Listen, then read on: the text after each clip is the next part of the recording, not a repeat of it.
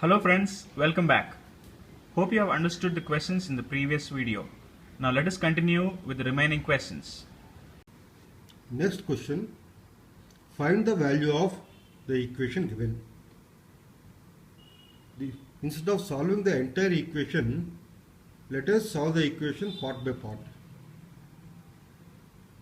Let us take this part of the equation. 1 plus a by 1 minus a is equal to 1 minus a plus a by 1 minus a, which is equal to 1 by 1 minus a.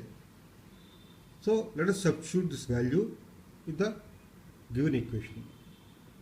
So the equation now becomes 1 minus a by 1 minus 1 by 1 by 1 minus a, which is nothing but 1 minus a by 1 minus 1 minus a, which is equal to 1 minus a by a, which is equal to 1 minus 1, which is equal to 0. So our answer is option number 4. Next question, the value of 243 power n by 5 into 3 power 2n plus 1 by 9 power n into 3 power n minus 1. In these type of equations, we should try to equate the base values. This is nothing but simplification of the entire equation.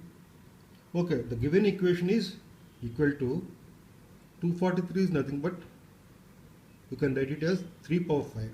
So 3 power 5 whole power n by 5 into 3 power 2n plus 1 divided by 3 square whole power n into 3 power n minus 1, which is equal to 3 power n into 3 power 2n plus 1 divided by 3 power 2n into 3 power n minus 1, which is equal to 3 power 3n plus 1 divided by 3 power 3n minus 1, which is equal to 3 power 3n plus 1 minus 3n plus 1, which is equal to 3 square, which is equal to 9. Here we have applied the formula a power m by a power n is equal to a power m minus n, and a power m into a power n is equal to a power m plus n. This is simply applying the formulas we know. Okay, our answer here is 9. So answer is option number 2.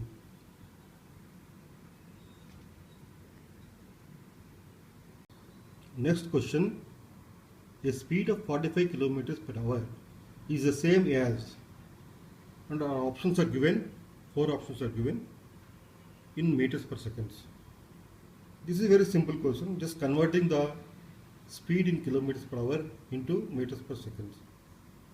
Because 1 kilometer is equal to 1000 meters and 1 hour is equal to 60 into 60 seconds.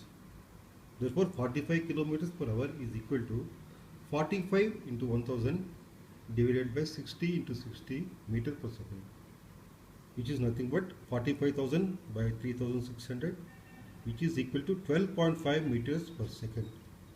So our answer is option number 1.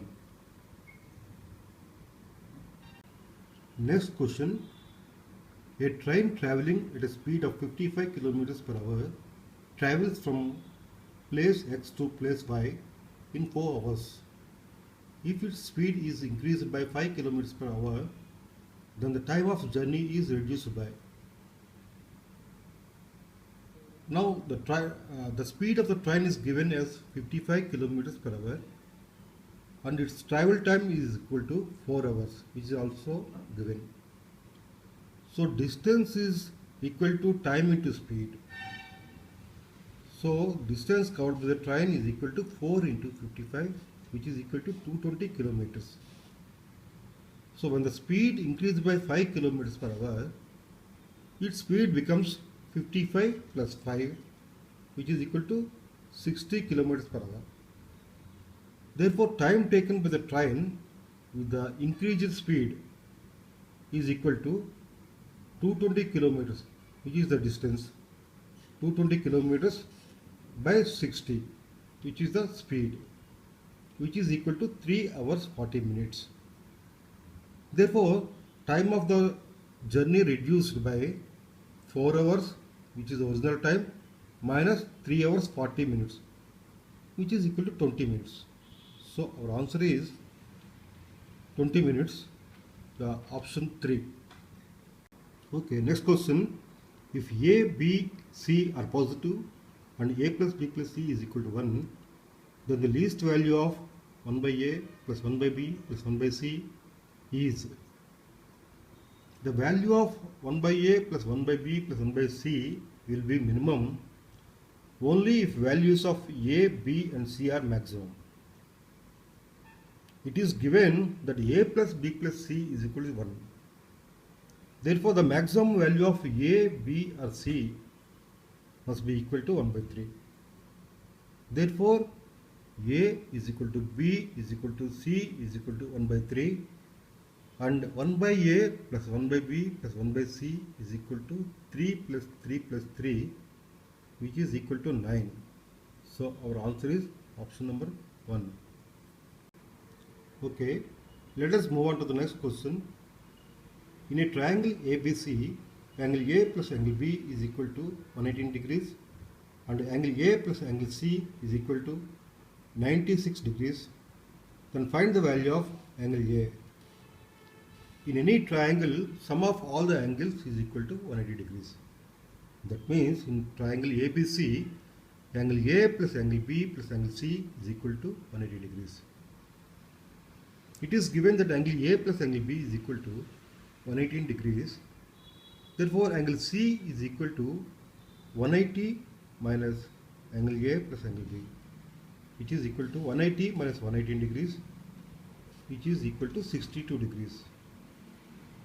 And it is also given that angle A plus angle C is equal to 96 degrees. Let us substitute the value of angle C. That means angle A plus 62 degrees is equal to 96 degrees. Therefore, angle A is equal to 96 minus 62, which is equal to 34 degrees. Therefore, our answer is option number 4. Okay, here is our next question. In triangle ABC, if AD is perpendicular to BC, then AB square plus CD square is equal to, okay, ABC is a triangle in which AD is perpendicular to BC. That means triangle ABD and triangle ACD are right angle triangles. In triangle ABD, AB square is equal to AD square plus BD square, Pythagoras theorem. Similarly, in triangle ADC, AC square is equal to AD square plus CD square.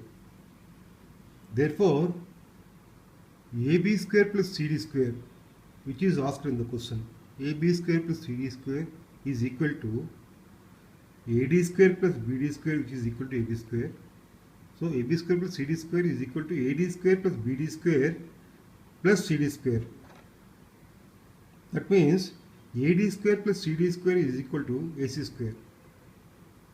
Therefore, the equation is equal to BD square plus AC square. That means AB square plus CD square is equal to BD square plus AC square. So our answer is option number 2. Next question. ABC is an equilateral triangle and CD is the internal bisector of angle C. If DC is produced to E such that AC is equal to CE, then angle CAE is equal to. Here ABC is an equilateral triangle and CD is the internal bisector of angle C. And DC is extended to E. And AC is equal to CE, which is given in the problem. When ABC is an equilateral triangle, angle C is equal to 60 degrees. As CD is the bisector of angle C, angle BCD is equal to angle DCA is equal to 30 degrees.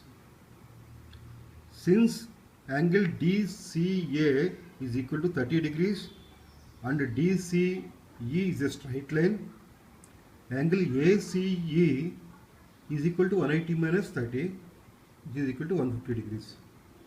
It is given that AC is equal to CE, and we know that angle ACE is equal to 150 degrees. Therefore, angle CAE is equal to angle CEA is equal to 30 by 2, which is equal to 15 degrees. So, our answer is option number 4. Next question. The value of 1001 whole cube is. This is very simple question. 1001 can be written as 1000 plus 1 whole cube. This is in the form of a plus b whole cube. We all know that a plus b whole cube is equal to a cube plus b cube plus 3ab into a plus b. Let us apply the same formula. So the equation is equal to 1000 cube plus 1 cube plus 3 into 1000 into 1 into 1000 plus 1. So after simplification, the answer is option number 1. Next question. If a into 2 plus root 3 is equal to b into 2 minus root 3 is equal to 1, then the value of 1 by a square plus 1 plus 1 by b square plus 1 is. A into 2 plus root 3 is equal to 1. This is given in the problem.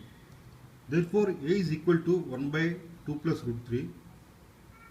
Let us multiply both numerator and denominator with 2 minus root 3. Then the equation becomes 2 minus root 3 by 2 plus root 3 into 2 minus root 3.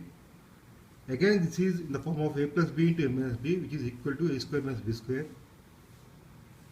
Therefore, the equation is equal to 2 minus root 3 by 4 minus 3, which is equal to 2 minus root 3.